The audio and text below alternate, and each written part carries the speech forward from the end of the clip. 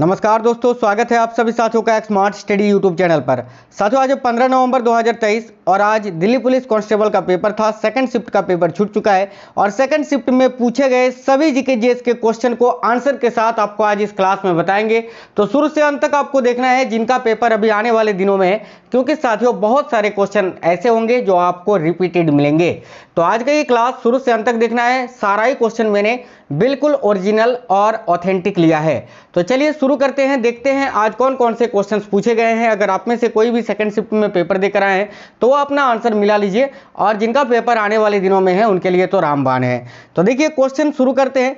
जैसे कि आज आपसे सेकंड शिफ्ट में क्वेश्चन पूछा गया था कि किस खेल में 3 सेकंड रूल लागू होता है, यानी इनमें से कौन सा खेल है जिसमें 3 सेकंड रूल या 3 सेकंड नियम लागू होता है। तो राइट आंसर आपका हो जाता साथियों यहाँ आपका बास्केटबॉल। ठीक है, बास्केटबॉल इस क्वेश्चन का करेक्ट आंसर हो जाता। साथियों देखिए, आप लोग सभी साथी क्लास को एक लाइक जरूर कर दीजिएगा, और क्लास पसंद आए तो अपने सभी दोस्तों तक जरूर शेयर करना। आप में से कोई भी साथी नए हैं चैनल सब्सक्राइब करके बेल आइकन को ऑन कर लीजिएगा। एक क्वेश्चन आपसे पूछा था, हरिसेन किसके दरबार की शोभा थे, या हरिसेन किसके दरबार में रहते थे, या किसके दरबार के कवि थे। तो इसका राइट आंसर हो जाता साथियों समुद्रगुप्त के। समुद्रगुप्त करेक्ट आंसर हो जाता। एक क्वेश्चन आपसे नीलकंठ मंदिर से पूछा था। ठीक है, नीलकंठ मंदिर तो था ही, या तो ऐसा पूछा था कि उत्तराखंड का मंदिर इनमें से कौन सा है। तो देखिए नीलकंठ महादेव मंदिर है ये, जो कि उत्तराखंड में स्थित है साथियों। ठीक है, तो नीलकंठ मंदिर ये कहाँ पर स्थित है, तो उत्तराखंड में। बंगाल विभाजन कब हुआ था, इसका डेट आपसे पूछा था, तिथि। तो देखिए बंगाल विभाजन जो है ये 16 अक्टूबर 1905 को हुआ था। किसने कराया था, तो लॉर्ड कर्जन ने। तो 16 अक्टूबर यहाँ आपका राइट आंसर हो जाता, क्योंकि आपसे तिथि पूछा था। आगे देखिए क्वेश्चन था कि वर्ष 2021-22 में भारत में कौन सी फसल सबसे अधिक पैदा हुई। तो साथियों अगर 2021-22 की बात करें तो सबसे अधिक पैदा होने वाली जो फसल है वो है साथियों चावल। तो देखिए इस क्वेश्चन का राइट आंसर आपका हो जाता है यहाँ चावल। एक क्वेश्चन आपसे पूछा था, हॉकी मेंस एशिया कप 2022 का आयोजन कहां पर हुआ था। तो देखिए हॉकी मेंस एशिया कप 2022 ये कहां पर आयोजित हुआ था, तो साथियों जकार्ता में, इंडोनेशिया जकार्ता। ठीक है, तो राइट आंसर हो जाता है इस क्वेश्चन का जकार्ता। आगे देखिए क्वेश्चन पूछा था, प्रयाग प्रशस्ति अभिलेख में किसका वर्णन है। तो साथियों प्रयाग प्रशस्ति अभिलेख जिसका संबंध समुद्रगुप्त से है। देखिए ये जो प्रयाग प्रशस्ति अभिलेख है इसमें समुद्रगुप्त के विजय अभियानों का वर्णन किया गया है। साथियों आपको बता दें डेली शाम में एक वीडियो आपको मिलेगा जिसमें हर एक दिन के तीनों शिफ्ट के, डेली 3 शिफ्ट में पेपर हो रहा है, तो 1, 2 और 3 तीनों शिफ्टों के क्वेश्चन आंसर आपको एक ही वीडियो में मिल जाएंगे। उस वीडियो को आप लोग जरूर देख लेना। डेली शाम में 7 बजे वो क्लास आपको मिल जाया करेगी। ठीक है, आगे देखिएगा एक क्वेश्चन आपसे पूछा था, व्हाई आई एम एथिस्ट पुस्तक के लेखक कौन है। तो व्हाई आई एम एथिस्ट पुस्तक के लेखक कौन है, तो याद रखिएगा सरदार भगत सिंह। तो भगत सिंह इस क्वेश्चन का राइट आंसर हो जाता आपका। आगे आपसे एक क्वेश्चन पूछा था, सूरजकुंड मेला कहां पर आयोजित होता है। तो साथियों देखिएगा सूरजकुंड का मेला ये कहां पर आयोजित होता है, तो हरियाणा में, हरियाणा के फरीदाबाद में। तो अगर राज्य पूछा था तो हरियाणा करेक्ट हो जाता, जगह पूछा था तो फरीदाबाद करेक्ट आंसर हो जाता। आगे आपसे अपरिच्छता से संबंधित एक क्वेश्चन पूछा था, अनुच्छेद आपसे नहीं पूछा था, आपसे पूछा था अपरिच्छता का संबंध किससे है। तो इसका करेक्ट आंसर हो जाता समानता के अधिकार से, जो कि अनुच्छेद 14 से 18 में वर्णित है।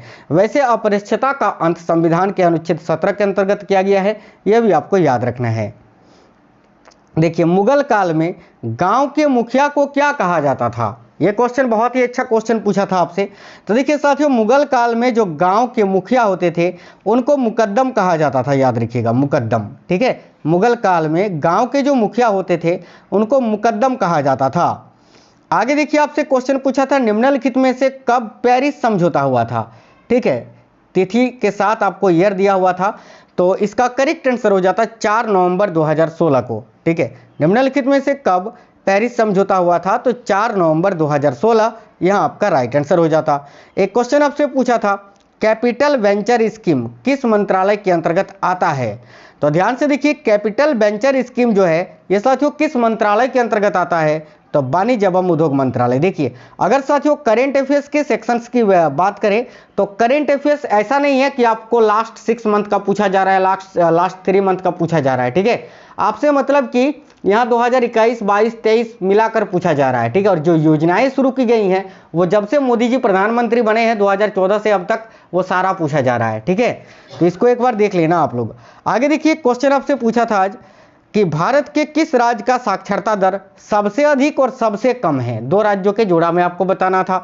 तो साथियों सबसे अधिक तो आपका केरल का है और सबसे कम जो है वो बिहार का है। तो केरल और बिहार ऐसे जोड़ा में रहा होगा, वो आपका राइट आंसर हो जाता, ठीक है। सबसे अधिक केरल का और सबसे कम बिहार का। आगे देखिए आपसे क्वेश्चन पूछा था 1983 के ओडीआई वर्ल्ड कप में भारतीय क्रिकेट टीम के कैप्टन कौन थे। तो ये बिल्कुल सिंपल क्वेश्चन था, राइट आंसर हो जाता कपिल देव। आगे देखिए क्वेश्चन ये था कि मोती मस्जिद या दिल्ली के मोती मस्जिद का निर्माण किसने कराया था। दिल्ली वाला ही पूछा था, ठीक है। तो दिल्ली का जो मोती मस्जिद है इसका निर्माण किसने कराया था। तो साथियों करेक्ट आंसर हो जाता औरंगजेब ने। औरंगजेब यहाँ इस क्वेश्चन के लिए आपका राइट आंसर हो जाता। देखिए आगे आपसे क्वेश्चन पूछा था ओलंपिक में 2 पदक जीतने वाली एकमात्र भारतीय महिला कौन है। यह बहुत ही महत्वपूर्ण क्वेश्चन था साथियों, वेरी वेरी इंपॉर्टेंट क्वेश्चन, बहुत बार बहुत सारे परीक्षाओं में पूछा जा चुका है। तो ओलंपिक में 2 पदक जीतने वाली एकमात्र भारतीय महिला है पीवी सिंधु, ठीक है। तो इसका राइट आंसर हो जाता आपका पीवी सिंधु। देखिए क्वेश्चन था संविधान का अनुच्छेद 29 का संबंध किससे है। आर्टिकल 29 से पूछ लिया था आपसे कि संविधान का अनुच्छेद 29 जो है इसका संबंध किससे है। तो साथियों देखिए संविधान का अनुच्छेद 29 इसका संबंध है अल्पसंख्यक हितों के संरक्षण से। तो अल्पसंख्यक का हित या अल्पसंख्यक हितों से आपका करेक्ट आंसर हो जाता है, ये याद रखना, ठीक है। आगे देखिए क्वेश्चन था भारतीय संविधान में मौलिक कर्तव्य किस संशोधन के द्वारा जोड़ा गया। तो बहुत ही प्यारा क्वेश्चन है ये और बहुत ज़्यादा पूछा जाता है। तो भारतीय संविधान में मौलिक कर्तव्य को 42वें संविधान संशोधन अधिनियम 1976 के द्वारा जोड़ा गया था, जिसका प्रावधान संविधान के अनुच्छेद 51 का ए में किया गया है और भाग 4 का ए में, याद रखना, ठीक है। और ये किस देश के संविधान से लिया गया है। तो रूस के संविधान से, यह भी आप याद रखना। आगे देखिए एक क्वेश्चन था कि भारत के 12वें प्रधानमंत्री कौन थे। तो साथियों देखिए भारत के 12वें प्रधानमंत्री कौन थे। तो यहाँ आपका करेक्ट आंसर हो जाता श्री इंदर कुमार गुजराल। श्री इंदर कुमार गुजराल जो कि भारत के 12वें नंबर के प्रधानमंत्री थे। आगे आपसे क्वेश्चन पूछा था 2011 की जनगणना के अनुसार किस राज्य में पुरुषों का घनत्व सबसे अधिक था। यानी डेली जो है आपको जनसंख्या से 2-3 क्वेश्चन पूछा ही जा रहा है, आर्टिकल से 3-4 क्वेश्चन पूछ ही रहा है, योजना से 1-2 क्वेश्चन आपको पूछा ही जा रहा है। तो देखिए 2011 के जनगणना के अनुसार किस राज्य में पुरुषों का घनत्व सबसे अधिक था। तो यहाँ आपका करेक्ट आंसर हो जाता साथियों बिहार राज्य का, ठीक है, बिहार करेक्ट आंसर हो जाता। आगे आपसे मांडो नृत्य पूछा था, मांडो है ना। तो देखिए मांडो नृत्य का संबंध किस राज्य से है। तो साथियों मांडो नृत्य का संबंध है गोवा राज्य से। गोवा का एक और लोक नृत्य पूछा था, मैं आपको आगे बताऊंगा इसी क्लास में। तो देखिए मांडो नृत्य किस राज्य से संबंधित है। तो यहाँ आपका गोवा करेक्ट आंसर हो जाता साथियों। आगे देखिए क्वेश्चन पूछा था आयु सम्मति अधिनियम, ठीक है, आयु सम्मति अधिनियम 1891 ये किसकी वजह से लागू हुई थी। तो देखिएगा आयु सम्मति अधिनियम 1891 ये साथियों बहराम जी के द्वारा लागू हुई थी, याद रखिएगा बहराम जी की वजह से। तो बहराम जी इस क्वेश्चन का करेक्ट आंसर हो जाता। एक क्वेश्चन था 2 रेलवे जोन किस राज्य में स्थित है। तो साथियों यहाँ पर आपका महाराष्ट्र शायद ऑप्शन में था, तो महाराष्ट्र करेक्ट आंसर हो जाता क्योंकि वहाँ पर जो है 2 रेलवे जोन का मुख्यालय है, ठीक है, बिल्कुल। तो महाराष्ट्र करेक्ट आंसर होना चाहिए था यहाँ पर। और अगर महाराष्ट्र ऑप्शन में नहीं था तो फिर उत्तर प्रदेश था। आप हमें कमेंट बॉक्स में कमेंट करके बताइए कि महाराष्ट्र ऑप्शन में था या उत्तर प्रदेश। चलिए आगे देखिए सोनल मानसिंह का संबंध किस नृत्य से है।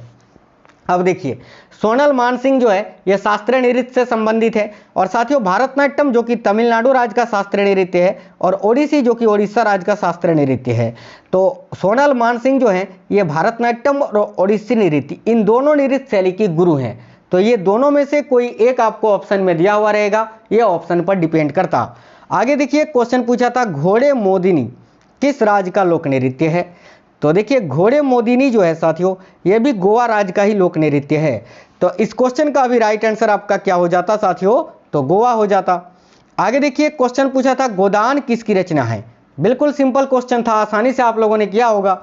तो गोदान ये किसकी रचना है। तो गोदान मुंशी प्रेमचंद की रचना है। तो यहाँ आपका राइट आंसर हो जाता मुंशी प्रेमचंद की। आगे देखिए, आपसे क्वेश्चन पूछा था भारत का जनसंख्या घनत्व कितना है। बहुत ही अच्छा क्वेश्चन है ये पूछा था। तो भारत का जनसंख्या घनत्व कितना है, तो 382 प्रति वर्ग किलोमीटर। ठीक है, तो 382 प्रति व्यक्ति प्रति वर्ग किलोमीटर, यह आपका राइट आंसर हो जाता।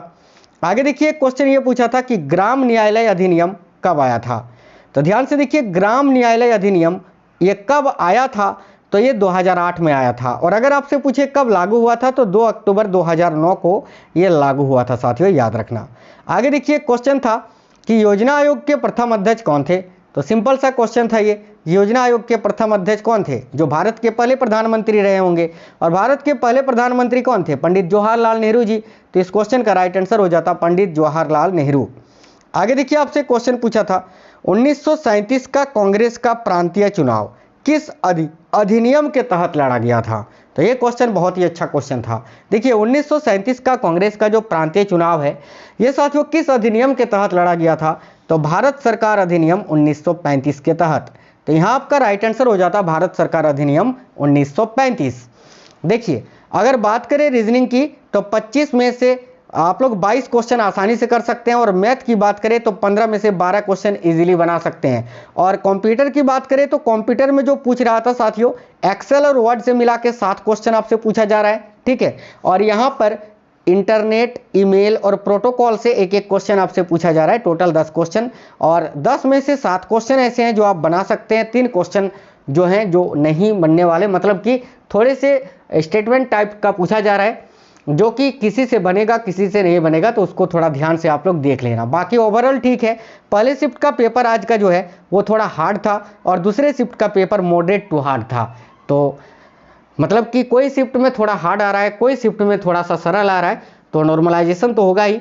लेकिन आप लोगों को जो है ना साथियों, बिल्कुल अच्छे से तैयारी करना है, अच्छे से पढ़ना है। कौन कौन से टॉपिक से पूछा जा रहा है आपको खुद पता चल रहा है, तो वही टॉपिक आपको पढ़ के जाना है। चलिए, तो मिलते हैं आपसे नेक्स्ट वीडियो में, नेक्स्ट क्लास में।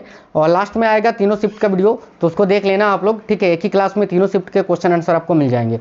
तो मिलते हैं नेक्स्ट वीडियो में, तब तक स्वस्थ रहें। वीडियो को लाइक और शेयर जरूर कर देना। जय हिंद सभी को, वंदे मातरम।